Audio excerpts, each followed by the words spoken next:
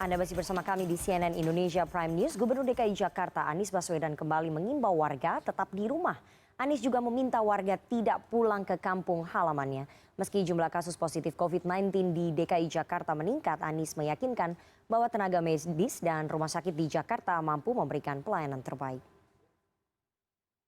Nah, kita menghimbau kepada masyarakat untuk tetap tinggal di rumah, jangan bepergian, kecuali untuk kegiatan yang esensial terkait dengan kebutuhan pokok, kesehatan. Kami meminta kepada seluruh masyarakat Jakarta untuk tidak meninggalkan Jakarta keluar, khususnya ke kampung halaman. Pesan ini sesungguhnya sudah disampaikan berkali-kali.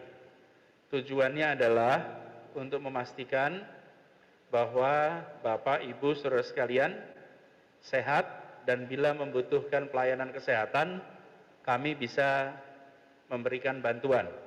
Karena bagaimanapun juga fasilitas kesehatan yang ada di Jakarta, meskipun terbatas dibandingkan jumlah kasus yang harus dihadapi, tapi relatif lebih tersedia.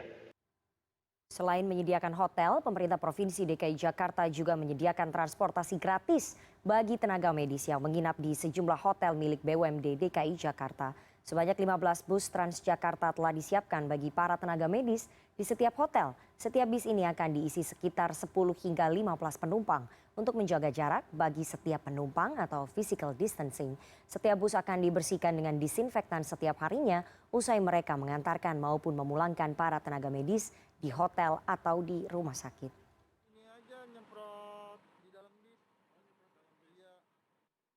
Ditlantas Polda Metro Jaya melakukan penyemprotan disinfektan ke mobil operasional petugas polisi lalu lintas di Jakarta Sabtu pagi.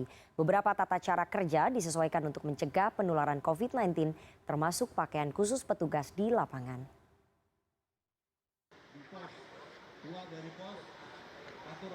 Penyemprotan disinfektan dilakukan kepada 351 kendaraan milik Ditlantas Polda Metro Jaya di lapangan promotor Polda Metro Jaya Sabtu pagi. Penyemprotan tak hanya dilakukan untuk kendaraan operasional petugas, namun juga kendaraan operasional layanan masyarakat, seperti mobil SIM keliling hingga mobil untuk uji mengemudi SIM. Kegiatan ini dilakukan untuk mencegah penyebaran virus COVID-19 kepada anggota yang bertugas dan masyarakat yang dilayani. Penyemprotan akan dilakukan secara periodik selama masa status keadaan tertentu, darurat wabah bencana akibat corona. Upaya pencegahan virus corona juga membuat tata cara kerja petugas di lapangan berubah, termasuk menyiapkan pakaian hazmat ketika melayani masyarakat. Ini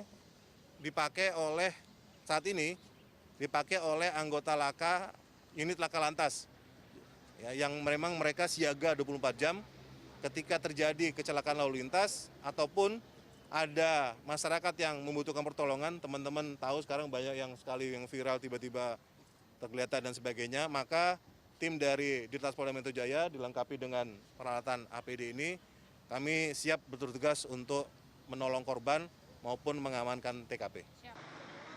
Ditlantas Polda Metro Jaya juga memutuskan untuk tak menggelar operasi razia kendaraan dalam masa ini untuk mencegah penularan COVID-19. Reza Ramadan, Edwin Arman, Jakarta.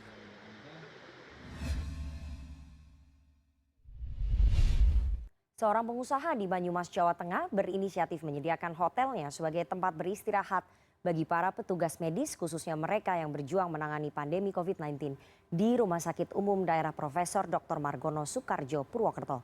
Dan langsung saja kita konfirmasi ke Brili Agung. Selamat malam, Mas Brili. Selamat malam, Mbak. Mas Brili, apa sebetulnya yang menjadi dasar Anda merelakan kamar hotelnya digunakan untuk para petugas medis?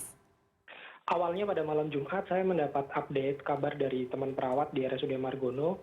Ada teman perawat yang ditolak untuk pulang ke kos-kosannya. Jadi waktu itu saya langsung take izin aja, udah nginep aja di homestay saya. Malam itu kami berdiskusi dengan tim di sana di Aksara Homestay. Kami putuskan untuk sekalian hall building kita tutup untuk tamu umum dan kita hibahkan kepada teman-teman yang berjuang di garda depan menghadapi COVID-19. Jadi per Jumat pagi kami sudah MOU dengan RSUD Profesor Dr. Margono Soekarjo untuk Aksara Homestay siap untuk menjadi tempat istirahat yang layak bagi teman-teman tenaga kesehatan. Mas Brili, kalau boleh tahu ada berapa kamar yang ada di hotel Anda ini yang direlakan ataupun disiapkan untuk para petugas medis beristirahat? Semuanya, Mbak, total 24 kamar. Oke. Oke, Mas Brili, apakah ini kemudian secara tidak langsung sebagai bentuk ajakan kepada para pengusaha lain agar ikut peduli dan juga berkontribusi seperti Anda? Secara tidak langsung pesan saya seperti itu, Mbak, karena ini musuh kita bersama, Oke. pandemi ini adalah cobaan kita bersama, jadi apapun yang bisa kita lakukan dengan segala daya upaya yang kita punya, maka kita wajib untuk ikut turun tangan dan gotong royong membantu semua pihak yang sedang berjuang. Oke, oke, Mas Brili, siapa saja sebetulnya tenaga medis yang mendapatkan fasilitas penginapan gratis selain tadi sudah Anda sebutkan, Anda sudah membuat MOU dengan Rumah Sakit Umum Daerah Margono di tempat Anda. Selain dari petugas medis dari rumah sakit tersebut, apakah ada petugas medis lain yang mungkin bisa menempati penginapan Anda? Kami prioritaskan untuk rumah sakit rujukan COVID-19, Mbak. Kebetulan di Banyumas ada 3, Margono, DKT Rumah Sakit Tentara, sama RSUD Banyumas. Oke. Jadi selama mereka adalah tim tenaga kesehatan dari rumah sakit rujukan, kami sangat welcome.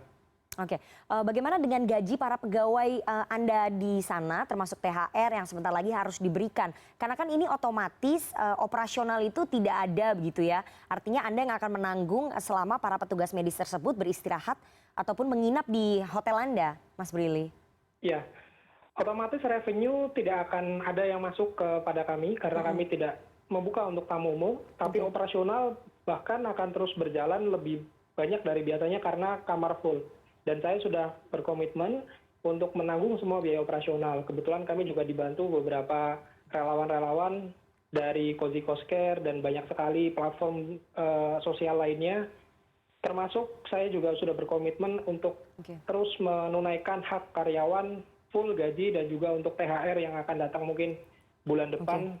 Kita juga sudah komitmen untuk terus memberikan THR itu kepada semua karyawan kami. Oke, sampai berapa lama Anda menyediakan penginapan gratis untuk para petugas medis di sana? Sampai situasi ini mereda pada dasarnya, tapi di MOU kami per 1 bulan dulu, nanti kalau misalnya butuh diperpanjang, kami siap.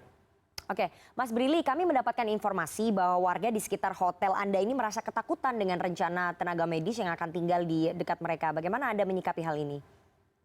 Sebenarnya sih nggak ada warga yang ketakutan, Mbak. Tapi kami sudah antisipasi. Tadi sore kebetulan Pak Wakil Bupati dan Pak Dandim, serta Pak Camat, Pak Lurah, dan Kepala BPPD Badan Nasional Penanggulangan Bencana Banyumas sudah membantu saya, membantu Aksara Homestay untuk melakukan sosialisasi ke warga sekitar. Jadi insya Allah warga sekitar sudah cukup teredukasi dengan baik solidaritas ini. Artinya sudah ada sosialisasi begitu ya yang dilakukan oleh pemerintah setempat kepada warga di sekitar hotel Anda begitu ya Mas Brili ya? Betul. Oke, betul. Kemudian apakah ada protokol khusus Mas yang diterapkan untuk menjaga higienitas dari hotel sebelum para petugas medis ini masuk? Apakah Anda memasang disinfektan chamber seperti itu di depan pintu masuk hotel? Kalau untuk di Banyumas, di daerah Mbak, APD itu cukup kesulitan, apalagi untuk sesuatu yang cukup sophisticated seperti disinfektan chamber ya. Tapi sebelum adanya petugas medis ini, kami juga sudah melakukan protokol yang cukup ketat sesuai dengan arahan dari Dinas Kesehatan. Seperti disinfektan selalu rutin kami semprotkan, hand sanitizer ada di setiap kamar, minuman juga kami siapkan 1 kamar itu 1 galon, khusus untuk tenaga kesehatan ini. Dan juga sarapan kami sediakan, jadi tidak usah pergi keluar dan full service lah pokoknya, dan dengan protokol yang ketat. Oke, Mas Brili, terakhir selain menyediakan fasilitas penginapan, apakah Anda juga memberikan fasilitas seperti makan yang bergizi kepada para petugas medis tersebut yang tinggal di sana? Betul, Mbak. Dan kami sangat bersyukur setelah berita ini viral, banyak orang-orang baik di sekitar kami yang akhirnya banyak yang tanpa nama mengirimkan makanan dan yang lain sebagainya. Ada yang mengirimkan sayur bahkan. Dan ada yang sudah berkomitmen untuk menyediakan sarapan selama sebulan penuh. Jadi saya juga di sini mengucapkan terima kasih kepada semua teman-teman, orang-orang baik di luar sana yang membantu solidaritas ini. Oke, terima kasih sekali Mas Brili Agung, salah satu pengusaha muda dari Banyumas, Jawa Tengah. Semoga apa yang Anda lakukan ini menggugah para pengusaha lainnya untuk turun tangan, membantu menangani dan juga penyebaran dari COVID-19 dan juga membantu garda terdepan para petugas medis yang berada ataupun merawat para pasien positif COVID-19. Terima kasih sekali Mas Brili atas waktunya terhadap CNN Indonesia Prime News pada malam hari ini. Dan sebagai bentuk dukungan kepada pemerintah dalam memutus penyebaran virus corona, sebuah komunitas di Bandung, Jawa Barat yang bergerak di bidang penyelamatan membuat disinfektan massal secara gratis. Komunitas ini juga memberi tips untuk membuat disinfektan secara mandiri. Berikut liputannya untuk Anda. Selain menggunakan bahan dasar pemutih pakaian, kalsium hipoklorit atau kaporit juga bisa digunakan sebagai bahan dasar pembuatan disinfektan. Seperti yang dilakukan oleh komunitas Vertical Rescue di Bandung, Jawa Barat ini. Sebagai bentuk pencegahan penyebaran virus corona di Bandung, komunitas ini membantu melakukan pembuatan disinfektan setiap harinya. Dalam satu hari minimal 1.000 liter disiapkan. Membuat disinfektan berbahan dasar kaporit terbilang mudah dan bisa dibuat secara mandiri. Caranya tinggal menyiapkan bubuk kaporit yang bisa dibeli toko bahan kimia, wadah berbahan plastik, dan juga air sebagai bahan pelarut. Kaporit salah satu bahan dasar untuk membuat disinfektan, dan memang untuk takarannya itu biasanya 1 gram kaporit ini untuk 10 liter air ya Kang ya. Saya akan buat untuk 2 gram artinya untuk 20 liter air. Nah biasanya yang berbahan dasar disinfektan dari kaporit ini bisa digunakan untuk menyemprot cakupan yang lebih luas seperti perumahan, pabrik atau kantor karena bahan dasarnya relatif lebih murah dibandingkan dengan bahan dasar yang biasa orang pakai seperti itu, seperti pemutih dan lain sebagainya. Kita akan coba buat seperti apa nanti jadinya. Jika Anda tidak memiliki alat khusus untuk mengaduk bahan disinfektan, Anda bisa menggunakan kayu sebagai penggantinya. Dan Anda harus menghindari pengadukan menggunakan bahan dasar logam karena bersifat korosif. Jika kaporit sudah larut, disinfektan siap untuk disemprotkan ke berbagai tempat.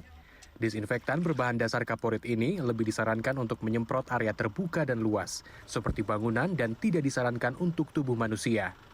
Selain membuat disinfektan yang nantinya dibagikan kepada warga, komunitas ini juga melakukan penyemprotan di sejumlah titik secara langsung di Kota Bandung. Intinya mendukung program pemerintah, arahan dari pemerintah untuk mencegah penyebaran virus COVID-19 corona. Karena ini kebutuhannya sangat mendesak dan kebutuhannya dibutuhkan sangat banyak, akhirnya dibuat secara massal dan kita hampir sekitar 1.000 sampai 2.000 liter per hari. Ini atas dasar permintaan dari masyarakat mengirimkan lokasi, ada tempat tinggal, ada kantor dan beberapa tempat umum ya. Nah, yang sudah dibagikan di bagian selatan di Bandung itu di Bale Endah, di Dayakolot, di bagian timur ada di Rancaekek, di Cimahi dan beberapa tempat di wilayah Kota Bandung. Gerakan komunitas ini dalam membuat disinfektan akan terus berlangsung hingga wabah virus corona mereda di Indonesia. Dan satu hal yang perlu Anda ingat ketika membuat disinfektan, pastikan Anda menggunakan alat pelindung diri atau APD lengkap. Kiki Haryadi, Rusman Rusmana, Bandung. Tidak hanya Tanah Abang yang disemprot disinfektan, Palang Merah Indonesia melakukan penyemprotan disinfektan di pemukiman-pemukiman padat di Jakarta Sabtu pagi. Sayangnya, iring-iringan mobil penyemprot malah menarik perhatian warga untuk berkumpul dan mengabaikan physical distancing. Penyemprotan disinfektan dilakukan di permukiman padat di 3 kecamatan, yakni Kecamatan Kemayoran, Tanah Abang, dan Kecamatan Johar Baru pada Sabtu pagi. Penyemprotan menggunakan 1 mobil blower dan 2 mobil suplai untuk mengisi disinfektan. Setidaknya ada 20.000 liter disinfektan yang disemprotkan dalam kegiatan ini. Namun iring-iringan mobil penyemprot justru menarik perhatian warga di permukiman dan membuat mereka berkumpul. Hal ini berlawanan dengan sosialisasi pemerintah untuk menjaga jarak atau physical distancing. Ya, di mana-mana kan virus itu ada. Kita tidak tahu siapa dan teranda yang kena. Nah, pasti efektif kalau ada lihat di Cina, di Korea. Tidak apa-apa, warga juga harus semprot. Karena semprot apa ini tidak berbahaya untuk orang.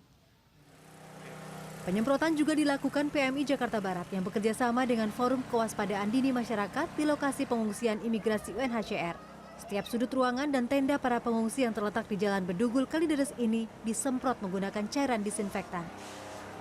Petugas juga membagikan ratusan hand sanitizer kepada para pengungsi. Tim Liputan CNN Indonesia. Prihatin atas keterbatasan alat pelindung diri bagi tenaga medis, sekelompok relawan di Kota Malang memberikan bantuan APD. CNN Indonesia Prime News segera kembali sesaat lagi.